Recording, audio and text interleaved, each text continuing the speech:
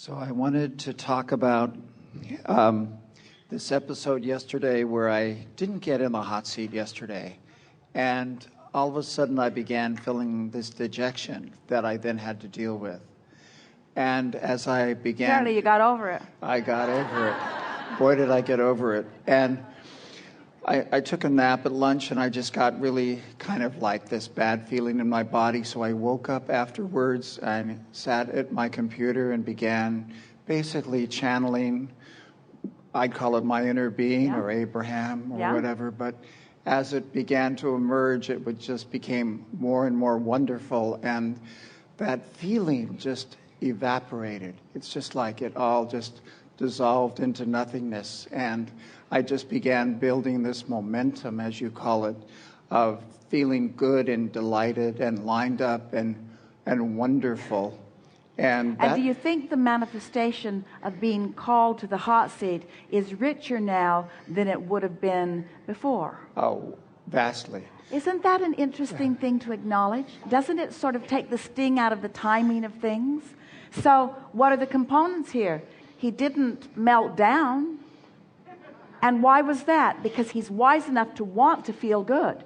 He didn't let the condition of seeming rejection prevent him from good feeling. He found his way back to it anyway. And being whacked and not letting that bring my energy down.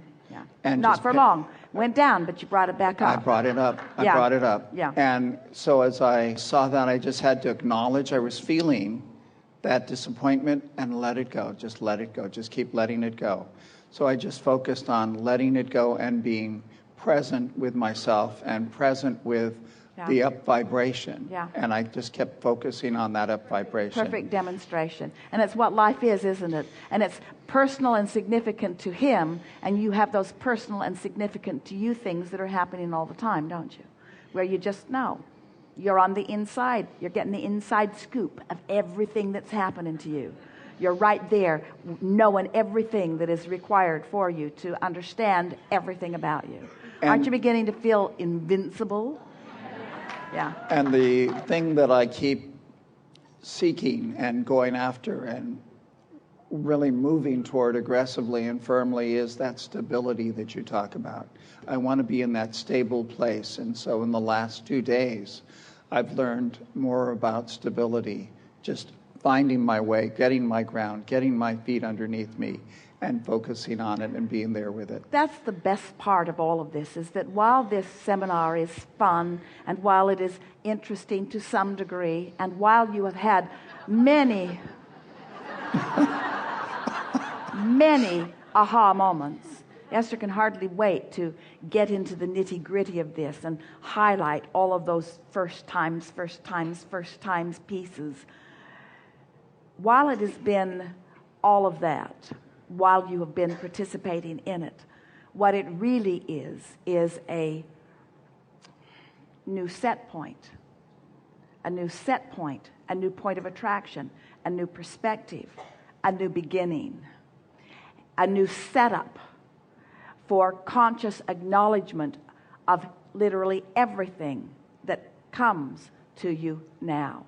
It's now no longer possible for you to be a creator by default. You know too much, and you can't go back. You cannot create by default. And that's good news, because deliberate creation is the richest of experiences. I wanted to just say that I have been working with my belief system, the matrix of my beliefs, in terms of meditation every morning.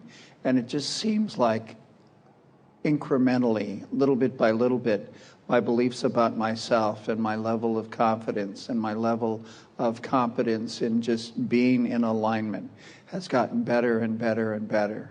Well, you see, as you meditate and therefore stop the wobble, the source who really knows who you are dominates. Don't you like knowing that?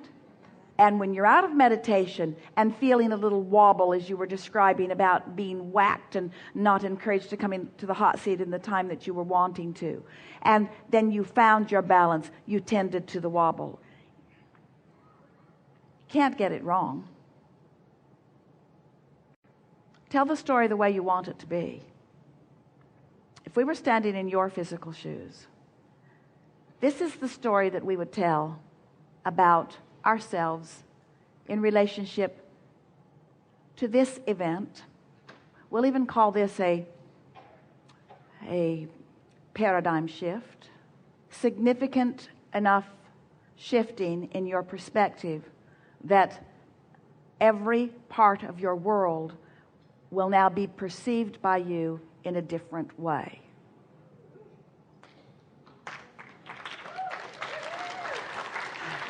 Which means, because of the direction of this shift on your path of least resistance toward all that you are, those who you have known who have been annoying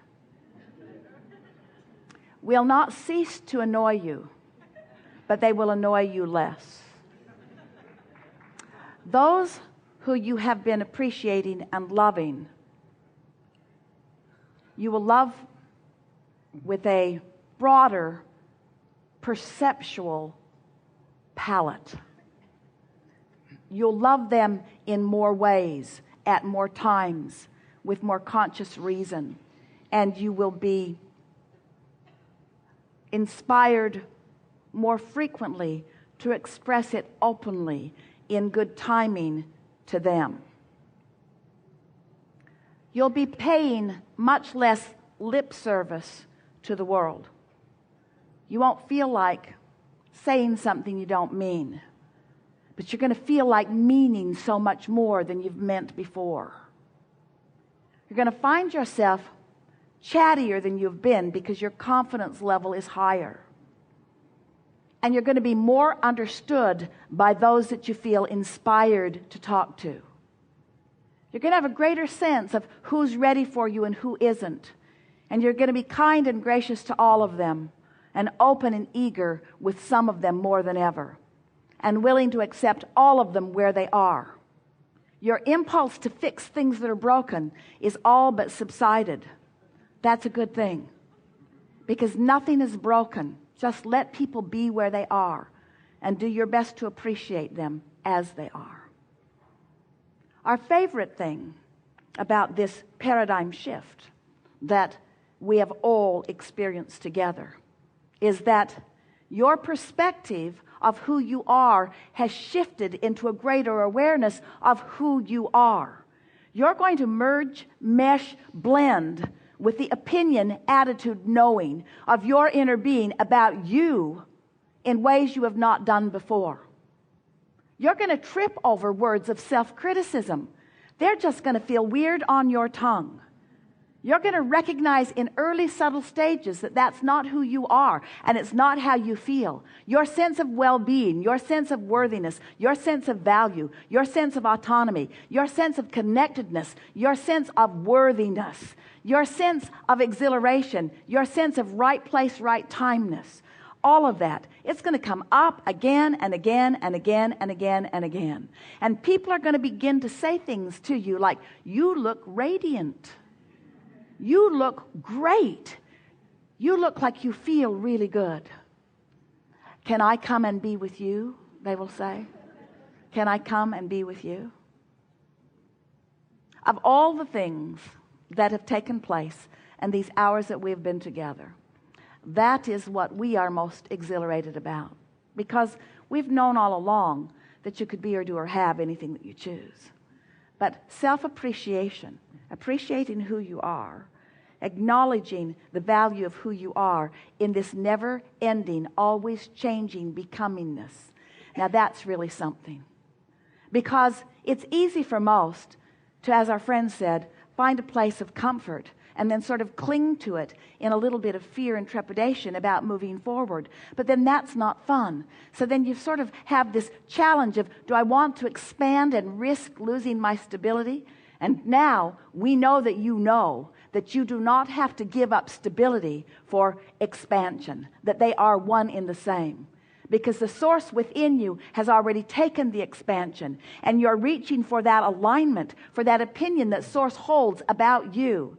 That's what true blending is, you see. We have never experienced before a group of collective consciousness, the likes of you. You are unique and wondrous in your beingness. The breadth and depth of your intent and interest and talent and beingness surpasses anything that we have seen before. Your openness and alignment to the source within you has allowed you to show up here in close recognition of the wholeness of who you are. And so there has been a non-physical dance that's been going on around this environment that has gone far beyond the boundaries of this meeting room, out into the playgrounds, out into the places where you have been. This gathering will never be not gathered. We are eternally connected as co-creative conspirators in the delightful expansion of all that is. There is no assignment to you because you can't get it wrong. There is nothing that we wish for you to do specifically other than what you are doing. Our powerful desire for you as you stand right now is not even that you constantly continue this momentum, because that's illogical.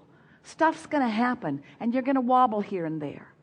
But it is our powerful desire that these days together will remain always as a touchstone for you, that you will remember that week that you became enlightened and enlivened to the whole of who you are.